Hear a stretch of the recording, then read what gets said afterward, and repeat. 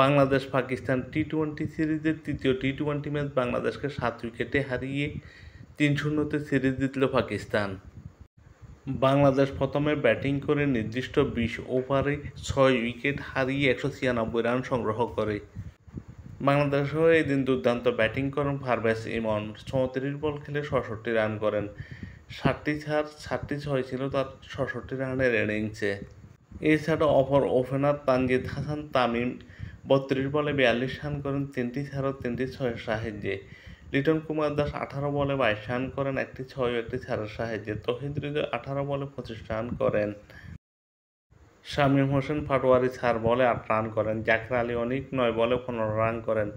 মেহেদী মিরাজ 3 বলে 1 রান করেন। তানজিদ সাকিব 3 বলে 8 রান করলে বাংলাদেশের স্কোর দাঁড়ায় নির্দিষ্ট 20 ওভারে 6 উইকেটে 196। বাংলাদেশের বিপক্ষে ওই দিন পাকিস্তানের হয়ে বোলিং করেন স্যাম আইয়ুব। 2 ওভার বোলিং করে 24 রান দিয়ে কোনো উইকেট নিতে পারেননি।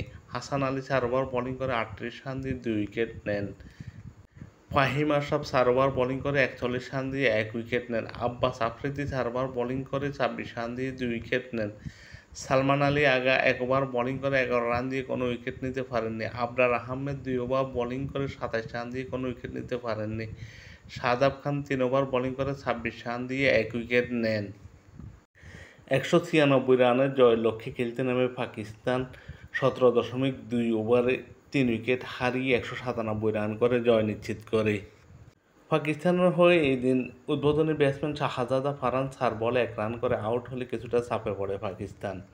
পাকিস্তানের অপর উদ্বোধনী ব্যাটসম্যান স্যাম আইয়ুব এদিন দুর্দান্ত ব্যাটিং করেন। 29 বল খেলে 45 রান করেন। 2টো চার ও 4টি 6-এর সাহায্যে।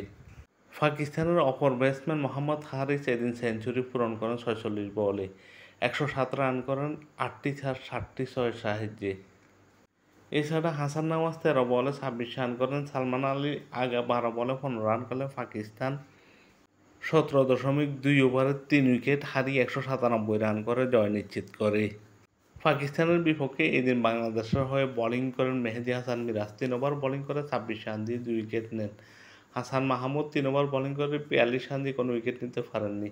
খলিল আহমেদ 4 ওভার বোলিং করে 37 রান দিয়ে কোনো উইকেট নিতে পারেননি।